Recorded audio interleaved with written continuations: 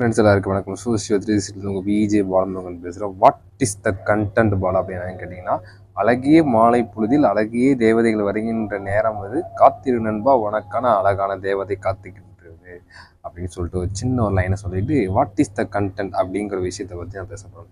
இன்றைக்கி ரொம்ப நாளாக ஒரு நண்பர் எனக்கு என்னோட கேர்ள் ஃப்ரெண்ட், எனக்குன்னு ஃப்ரெண்ட்ஸ்லாம் இருக்காங்க, ஃப்ரெண்ட்ஸை பற்றி நீங்கள் ஜென்ரலாக பேசுங்க, ஆண் நண்பர்கள் பெண் தொழிலை பற்றி பேசுங்க அப்படின்னாங்க. சரி, ஓகே, ஜென்ரலாக பேசலாம்.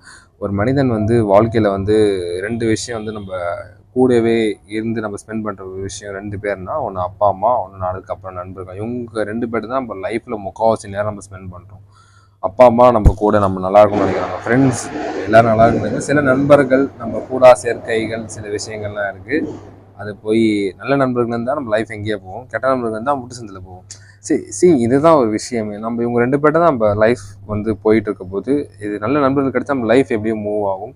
நண்பர்கள்னாலே நம்ம ஏதாச்சும் கஷ்டத்தில் இருந்தாலும் டென்ஷனில் இருந்தாலும் அவங்க நம்மளுக்கு ஒரு கை கொடுத்து ஒரு ஹோப் ஒன்று கொடுப்பாங்க. அது மிகப்பெரிய விஷயம். அது ஆண் நண்பர்களுக்கு, ஆண் ஃப்ரெண்ட்ஸாக இருந்தாலும் சரி, இப்போ பாய் ஃப்ரெண்ட்ஸ், இப்போ நம்ம கூட இருக்கிற ஃப்ரெண்ட்ஸாக இருந்தாலும் சரி, அது நம்ம ஹோப்பாக இருக்கும். எந்த பிரச்சனை இருந்தாலும் நம்ம கூட நினைப்பாங்க. அதுமாதிரி ஒரு ஆணுக்கு ஒரு பெண் துளி கிடைக்கிறது மிகப்பெரிய விஷயங்க. அது ஜென்ரலாகவே கிடைக்கிறது ரொம்ப கஷ்டம். கிடைச்சாலும் இப்போ ஏனோ தானோ பேசுகிற விஷயம் தாண்டி ஒரு பர்சனலாக உங்களை கேர் பண்ணி ஒரு பொண்ணு உங்களுக்கு பேசணும். ஜஸ்ட் ஃப்ரெண்டுங்க, நீங்கள் லவ் ஜோனுக்கு போகாதீங்க, ஃப்ரெண்ட் ஜோனை மட்டும் பாருங்க. இப்போ உள்ள காலங்கள் மாறிடுச்சு. இப்போல்லாம் பார்த்தீங்கன்னா, இப்போ அவ்வளோ வெப் சீரியஸ் பார்த்தீங்கன்னாலே ஒரு அழகான ஃப்ரெண்ட்ஷிப்பை காமிக்கிறாங்க. ஒரு ஆண் பெண்ணுக்குள்ள ஒரு அழகான ஃப்ரெண்ட்ஷிப்பை மட்டும் காமிக்கிறாங்க.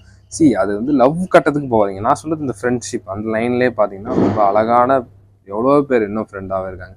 அதான் கிடைக்கிது ரொம்ப ரேரு. சில அதிக பேர் கிடைக்கும். அது கரெக்டாக அது ஈக்குவலாக ஆகணும். இதுமாரிலாம் அதிக பேருக்குலாம் இருக்குது. பட் அது இருக்கிறது ரொம்ப ஒரு பாசிட்டிவ் எனர்ஜிங்க.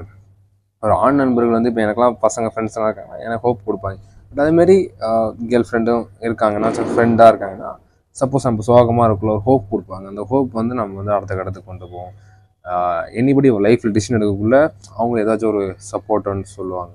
இதேமாதிரி லைஃப்பில் எல்லாருக்கும் ஃப்ரெண்ட்ஸுங்கிறது ஒரு இம்பார்ட்டன்ஸ் ஒன்று.